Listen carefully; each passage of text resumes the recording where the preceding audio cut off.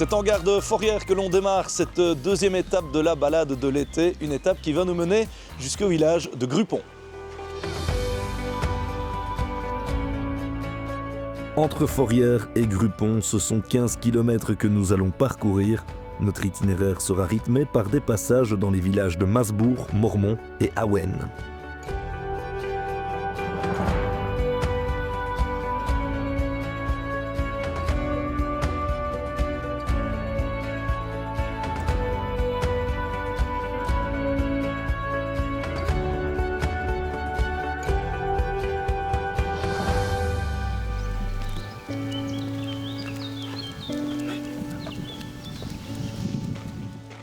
Et aux abords de la gare de Forrières, c'est Fabienne que l'on retrouve, notre guide. Salut Fabienne. Bonjour Antoine. Ça va? Ça va et toi? Ouais. Alors, explique-nous à quoi on peut s'attendre aujourd'hui. Ah mais écoute, aujourd'hui on va partir donc de Forrières jusqu'à la gare de Grupont en passant par le village de Masbourg. On passera aussi à Mormont et puis à Awen. Et puis voilà, donc ça va être un itinéraire assez chouette parce qu'on passe par des superbes paysages. Il faut savoir que Forrières est vraiment à la limite entre l'Ardenne et la Famenne, ce qui lui confère des paysages particuliers, parfois ouverts sur les bocages de la Famenne, parfois complètement, on va dire, plus fermés sur des vallées ardennaises, des vallées forestières, quoi. Mais donc ça va être une très très belle rando, je pense. Aussi, une des particularités de ces deux petits villages, donc de Forrières et de Grupont, c'est qu'ils sont traversés par le chemin de fer, heureusement d'ailleurs, puisque c'est l'objectif de notre train sac à dos, mais également par la Lomme, cette rivière qui prend sa source sur le plateau de Recogne, donc dans le petit village de Bras, et qui termine son périple après une bonne quarantaine de kilomètres dans le petit village d'Éprave, qui se jette dans la Lesse là-bas après avoir été creusées les fameuses grottes de Lorette à Rochefort. On aura l'occasion d'en parler dans quelques instants de la Lomme. Ah oui, je sais pas. Ah ben oui, on va rencontrer le contrat Rivière-Lesse peut-être. C'est ça. Super. Eh ben écoute, je te suis. Je prends mon sac et on y va alors. C'est parti, je crois que Jamie Super. a besoin de se dégourdir les jambes, donc ça tombe Allez, bien. Jamie.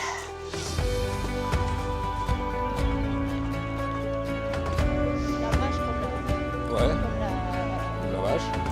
Ouais. Ah ouais. Tu passes ouais. T'avertis.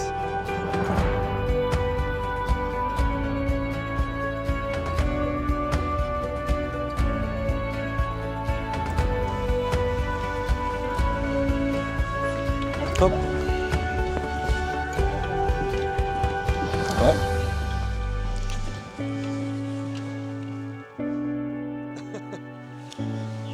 Salut Marie. Merci de nous recevoir à Forrières justement dans cet endroit mais vraiment très, très calme, très apaisant. Tu sais un peu nous expliquer ce qui a été créé ici? Oui, donc en fait c'est une mare communale où on peut pêcher, donc il faut s'affilier à la société de pêche locale, la société de pêche de Forrières. Et c'est une zone effectivement très calme en bordure de l'Homme. Vous pouvez voir, c'est vraiment très serein, très, très apaisant comme le site. Et on y trouve toute une flore intéressante aussi, des milieux plus calmes. Il y a plein d'hirondelles qui viennent boire, vous les avez peut-être aperçues dans le village, il y a des martinets.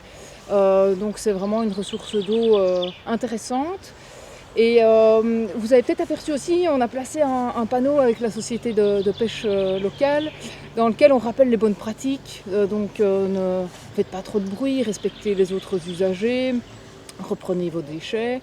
Et important aussi, on insiste sur le fait de ne pas introduire d'espèces exotiques envahissantes. Donc certaines personnes, parfois, quand elles veulent se débarrasser d'une tortue, parce que ça vit très longtemps, les tortues de Floride entre autres, ou les poissons rouges, on insiste beaucoup pour qu'ils ne les rejettent pas dans le milieu naturel parce que ça perturbe complètement le biotope.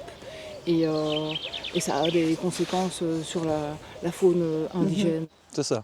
Alors là, on vient d'enjamber la Lomme. C'est une des rivières qui est gérée par votre contrat rivière, le contrat Rivière-Lesse.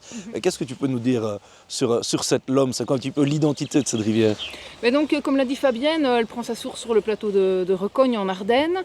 Et elle traverse des beaux villages essentiellement forestiers. Elle traverse le village de Poix-Saint-Hubert où avant il y avait une grande tradition industrielle. Donc il y a eu plusieurs moulins, centrales hydroélectriques. Donc on a utilisé vraiment la force de l'eau là-bas parce qu'elle a une grande déclivité à cet endroit. Ensuite, elle arrive à Miroir, Grupont. Vous avez pris le train. Vous savez que donc, pour les locomotives, autrefois, on avait besoin d'eau. Donc souvent, le train est près de l'eau. Donc la Lomme est fort suivie par le train. Et elle arrivera à Jemelle, où ils prenaient aussi l'eau à la gare de Jemelle. Et elle arrive alors en Famenne calestienne, où elle découvre un sol vraiment différent. Et c'est assez rigolo, si vous entrez dans Rochefort, vous verrez que le lit de la Lomme, il est pavé. Ce sont les hommes qui l'ont pavé intentionnellement pour éviter qu'elle ne disparaisse complètement dans le réseau souterrain. Donc ça se trouve devant le Noumoulin. Et parce que sinon, il y a des cavités, il y a des pertes, on appelle ça le karst, et donc elle disparaît complètement dans le réseau souterrain. D'accord. On va voir un autre cours d'eau au cours de notre balade, c'est la Masblette, notamment à Masbourg, je crois. C'est un des affluents de la Lomme, c'est ça? Exact, donc elles se rejoignent, donc la Masblette rejoint la Lomme un petit peu en aval du village de Masbourg, près de la pisciculture. Et la Masblette est une de nos plus belles rivières parce qu'elle est très préservée. Elle parcourt essentiellement des forêts feuillues, donc il y a très peu de pollution, elle est très naturelle et donc évidemment elle est très riche au niveau faune et flore puisque elle a été vraiment respectée au fil des années dans son histoire. Donc voilà, oui, c'est une des masses d'eau les plus naturelles de notre sous-bassin. Parfait. Merci Marie de nous avoir accueillis ici dans cet endroit très apaisant. On va poursuivre notre chemin direction le village de Masbourg, c'est ça? Oui, mais on ne passe pas à l'arboretum. On va passer à l'arboretum, heureusement que tu es là. Notre guide indispensable. Merci Fabienne. Au revoir, Marie. Salut Marie.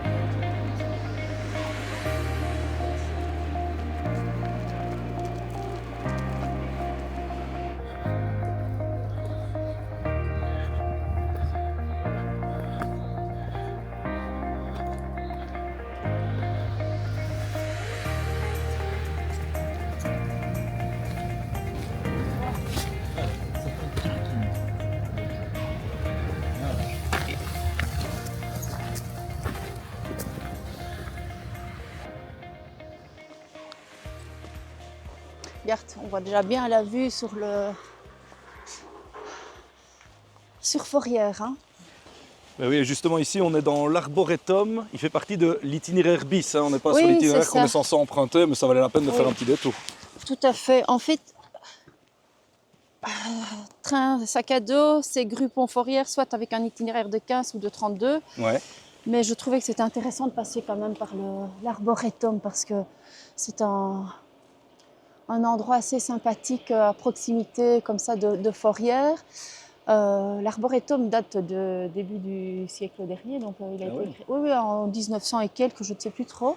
Alors on y retrouve pas mal d'espèces. Il y a des petits panneaux, je pense. Regarde comme celui-ci, tu vois. Donc celui qui veut s'initier un peu à la botanique sylvicole, ça peut être intéressant. Et puis pour les enfants, il y a aussi une balade qui fait 2,5 km, je pense. Donc c'est une balade un peu sensorielle. Il y a une zone de land art aussi. Enfin, c'est un peu ludique. Mais c'était un peu une collection d'arbres, en fait. Hein, donc, et pas mal de communes ont créé des arboretums. Hein. Il y en a un à Bertry, il y en a un sur le Bièvre aussi.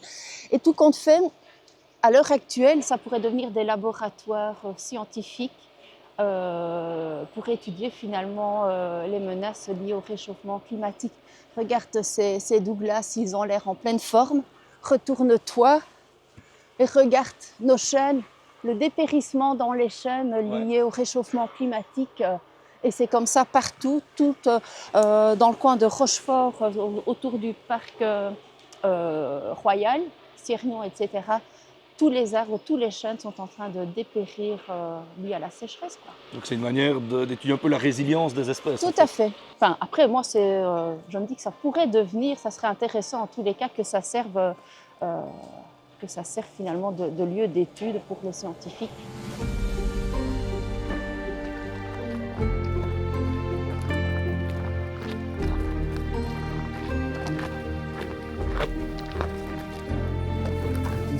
Le mec nous avait juste...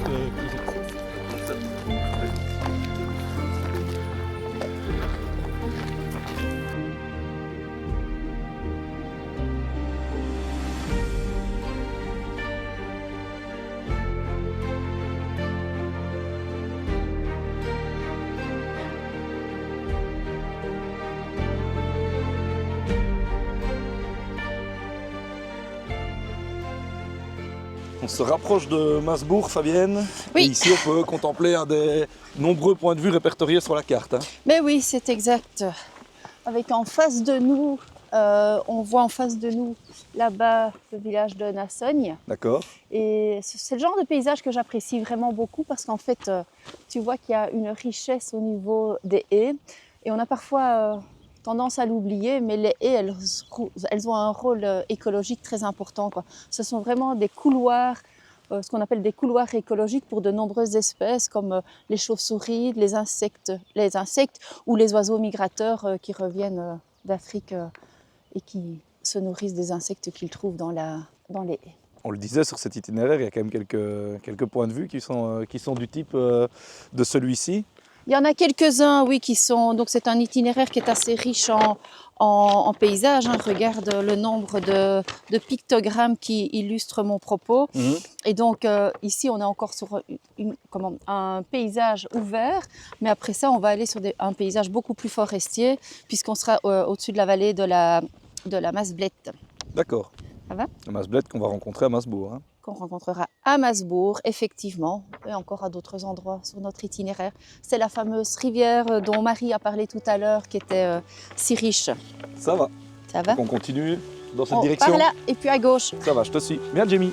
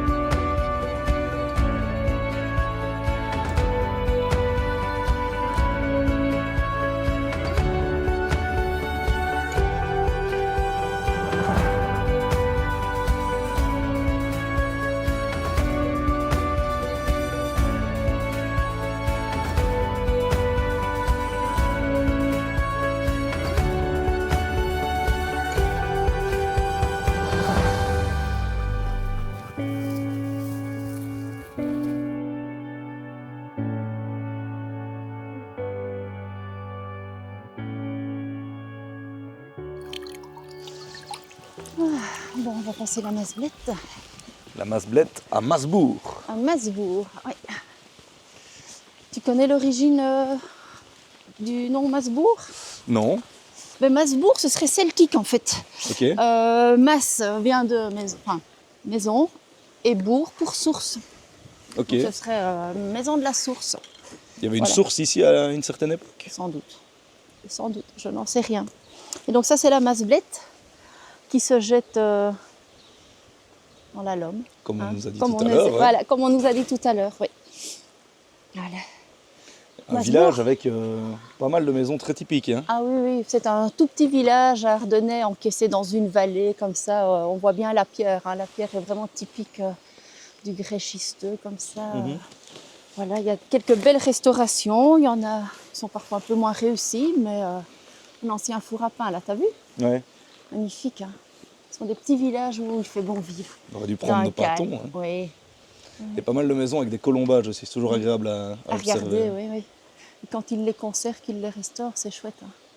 Mais l'activité des villages, en fait, c'est souvent liée à l'eau. Hein. On n'en a pas discuté tout à l'heure, mais Forrières, c'est la même chose. Traversée par la Lomme, depuis le XVIe siècle, les activités ont été liées au ruisseau. Hein. D'abord, on a vu, il y avait une huilerie au XVIe siècle. Et puis après ça, il y a eu les scieries, les moulins, etc. Donc c'est toujours en présent. Enfin, les cours d'eau sont utilisés évidemment pour les activités. Et puis en 1900, quand le chemin de fer, on a vu la ligne du chemin de fer arriver, forcément les gens se sont engagés dans les chemins de fer et ils ont changé le cheval ardennais pour le cheval vapeur et se faire conduire dans les ministères et travailler dans les bureaux. Mhm.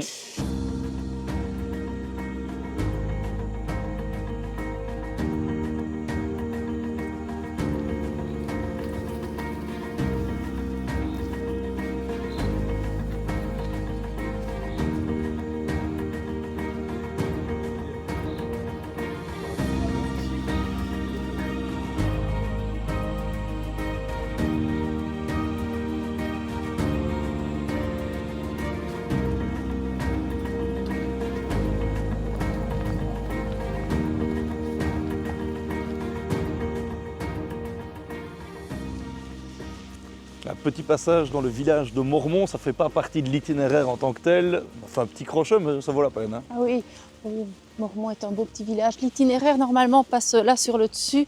Ouais. Donc on surplombe le village.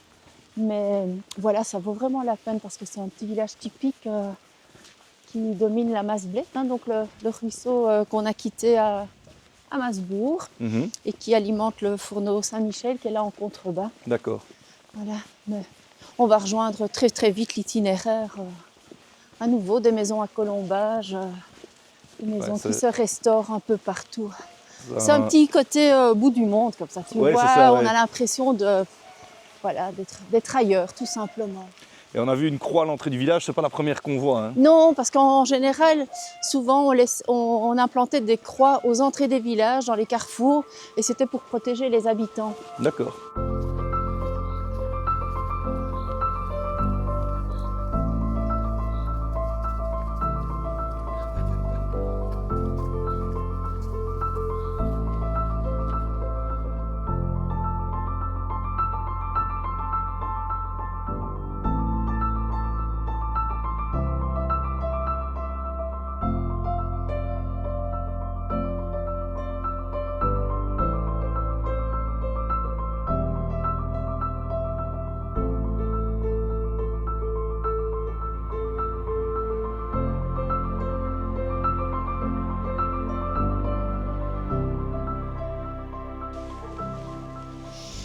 Voilà, passage dans le village d'Awen, on a à nouveau fait un petit accro hein, à l'itinéraire, mais de nouveau, ça en vaut la peine. Bah oui, c'est toujours intéressant de passer dans les villages, et surtout qu'Awen est connu pour ces 7 fontaines qui sont parsemées comme ça dans le village. On vient d'en voir une. On voit une, on a encore une suivante là-bas plus loin. Et puis c'est aussi un village qui a eu un fort passé de sabotiers en fait. Il y avait des saboteries dans le village. D'accord. Et les sabots évidemment étaient faits avec la matière locale. Hein, donc c'est-à-dire les bois environnants, il n'avait que l'embarras du choix évidemment. Il n'avait qu'à se pencher. Il n'avait qu'à se pencher, couper et puis transformer.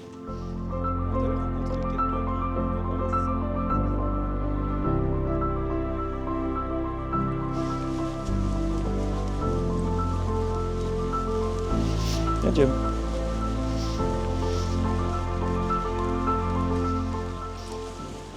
Bonjour Philippe. Ah bonjour les amis, vous allez bien? Ça va? Merci de nous accueillir à Awen, hein, Avec plaisir. dans ton village, le village de 7 fontaines. 8. 8. Il y a eu une petite erreur là quelque part. On ne va pas s'étaler là-dessus. Il y en a 8, effectivement. Ouais. Ok, et ça vient d'où ces fontaines ici à Awen? C'est vers 1860. Il y a eu quelques maisons qui ont brûlé. Il n'y avait pas d'eau en réserve ou quoi. Donc le collège Chevinal à l'époque a décidé de commander des bassines. On appelait ça des bassines à l'époque. Pour avoir des réserves d'eau. Il a fallu plus ou moins une dizaine d'années pour que ça soit installé. Et on a ajouté aux bassines des bacs en pierre pour abreuver le bétail. D'accord. Et toutes donnent de l'eau? C'est le but. C'est le but avéré, mais avoué ou quoi. Mais bon, on est très content quand les fontaines fonctionnent parce que c'est plus beau à voir qu'une fontaine morte.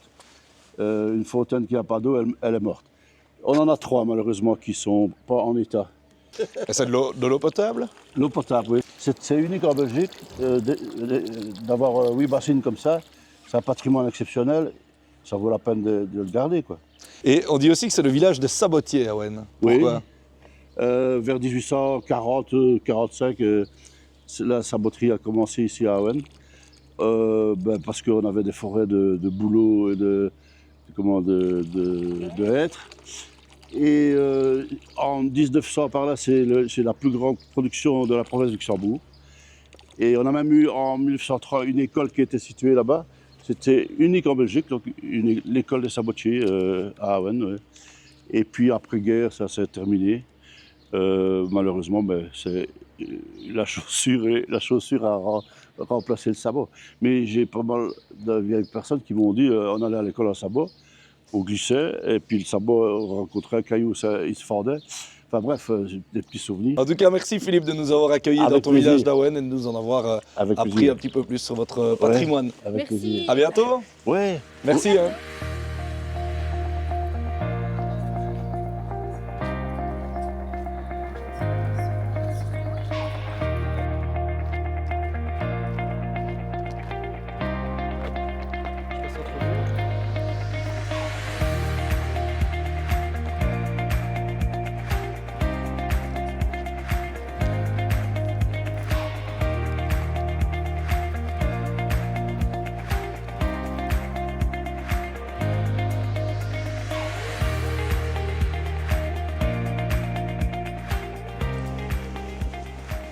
Fabienne, on est passé par les communes de Nassogne, de Saint-Hubert, nous voici en commune de Tellin maintenant. Exactement.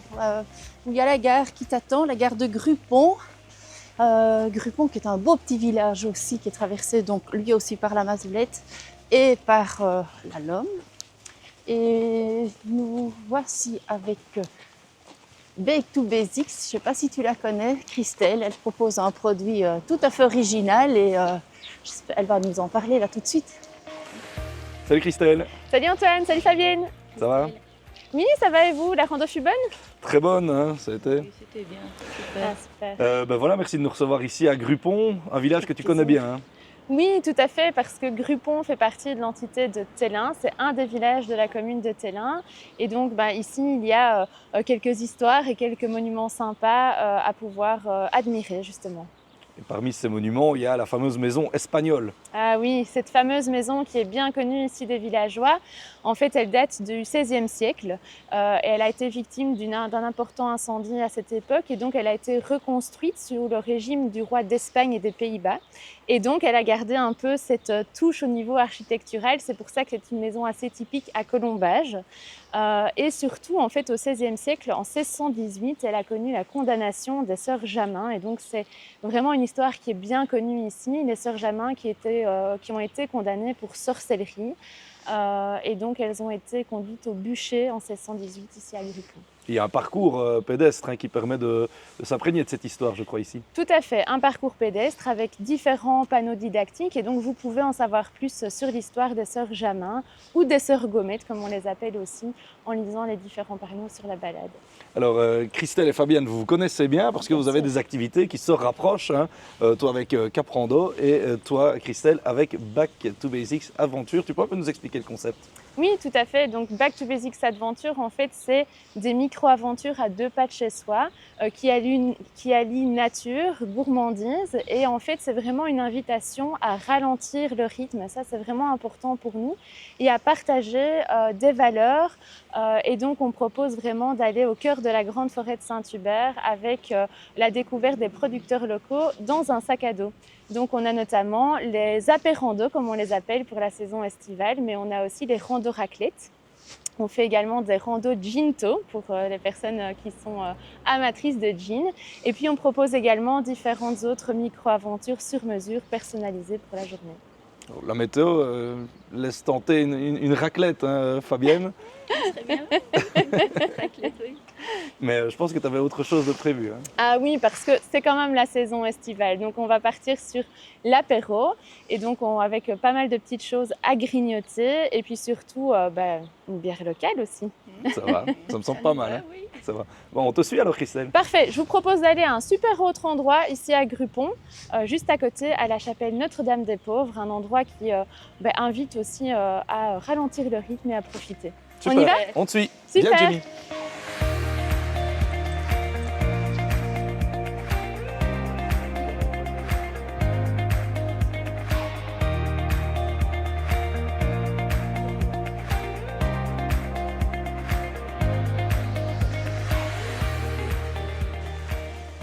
Alors ici, on arrive à la chapelle Notre-Dame des Pauvres. Elle a été construite dans les années 1950 par les villageois. Et maintenant, aujourd'hui, elle n'est plus utilisée, mais c'est toujours un endroit où on peut se poser. C'est vraiment un havre de paix et profiter en fait de ce calme et de la nature. Donc je vous propose qu'on s'arrête ici pour profiter des produits locaux et faire ce qu'on appelle une apérando. Super. Excellente idée.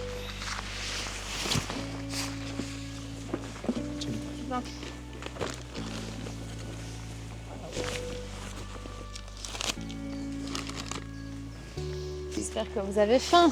Oui.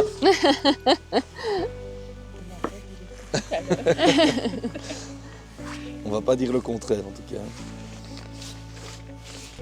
Voilà. Alors explique-nous ce que tu nous proposes là comme produit. Ça a l'air bien appétissant tout ça. Ce que je vous propose aujourd'hui, en fait, nous avons ici des salaisons et des charcuteries de la boucherie Lefebvre à Ouellin.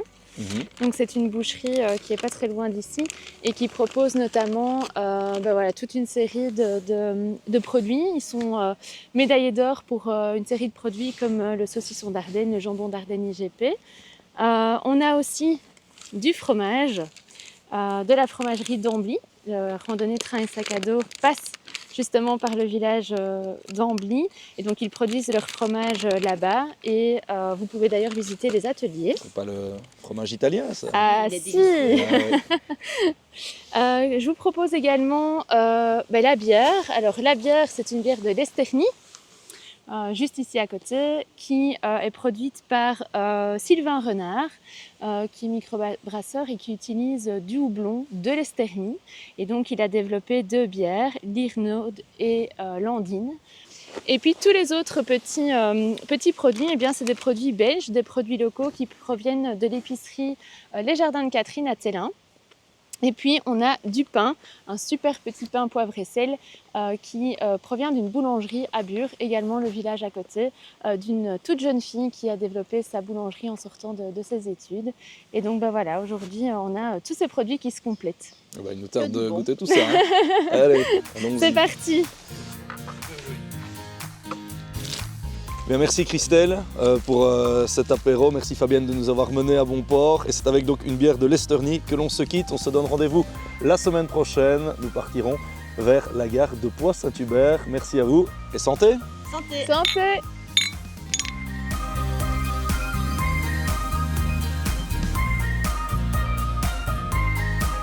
Ah bah ça fait du bien, c'est le rando. Ça fait du bien, hein.